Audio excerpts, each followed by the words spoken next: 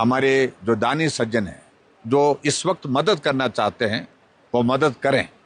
लेकिन उसके बावजूद किसी भी अकाउंट में इस प्रकार से जो जानकारियां आ रही हैं कि इस अकाउंट में पैसा डाला जाए, उस अकाउंट में पैसा डाला जाए, ऑफिशियल कोई भी अकाउंट हमने अभी तक तय नहीं किया है। मैंने 3 चीज़ें तय की हैं, महत्वपूर्ण चीज़ें। एक तो पहले, जो लोग जिनकी दुखद मृत्यु हो गई है। दूसरा, वो लोग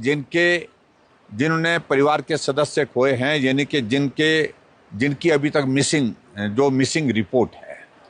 उनके परिवार को हम प्राथमिकता के आधार से जो मदद ज़्यादा कर सकते हैं वो मदद करने के लिए हम प्रयत्न कर रहे हैं, जिस भी माध्यम से। और इसके अतिरिक्त आने वाले समय में हम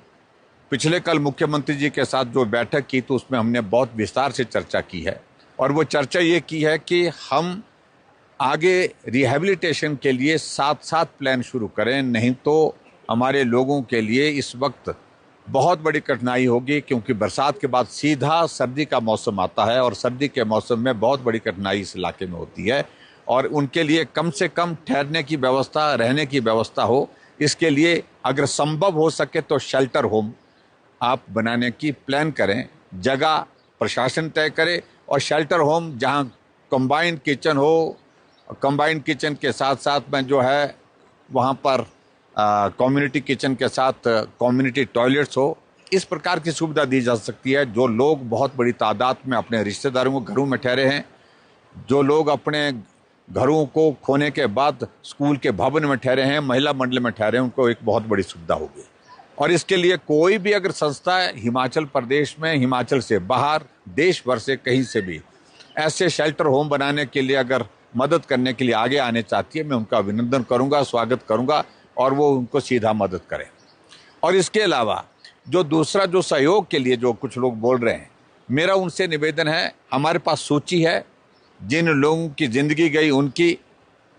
जिन लोगों की अभी तक मिसिंग की रिपोर्ट है, उनकी भी। अगर आप उनके परिवारों को मदद करना चाहते हैं, हम आपको डिटेल दे सकते हैं, उनका अकाउंट भी उपलब्ध करा सकते हैं। सीधा कोई दानी सज्जन, कोई संस्था अगर उनको मदद करना चाहती है तो सीधे उनके अकाउंट में उनमें उनके नाम पर चेक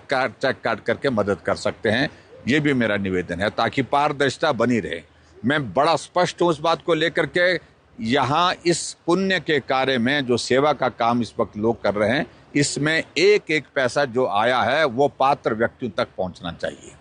इसके अलावा जिन लोगों के घर बह गए, उनको अगर मदद करने की आपकी मंशा किसी की दानी सज्जन की है, और कोई संस्था मदद करना चाहती है, कोई एनजीओ मदद करना चाहती है, हम उनका भी आपको अकाउंट दे सकते हैं, उनका एड्रेस दे सकते हैं। सीधा उनके नाम पर आप चेक काट कर उनको पैसा दे करके उनके घर को बनाने के लिए मदद कर सकते हैं। और इसके अलावा आप किसी गरीब बच्चे के लिए, गरीब परिवार के पालन पोषण के लिए मदद करना चाहते हैं, तो उसके लिए भी हमारे पास जो है वो ऐसी सूची आ रही है, जो बहुत इंडिजेंट सर्कमस्टांसेस में हैं, जो ऐसे गरीब हालात में हैं, उनको भी अगर आप मदद करना चाहते हैं, वो सूची भी हम आपको उपलब्ध करा सकते हैं। और हम चाहेंगे कि आप सीधा अपने अकाउंट के माध्यम से, चेक के माध्यम से उनको पैसा ट्रांसफ़र करें, ताकि पारदर्शिता बनी रहे।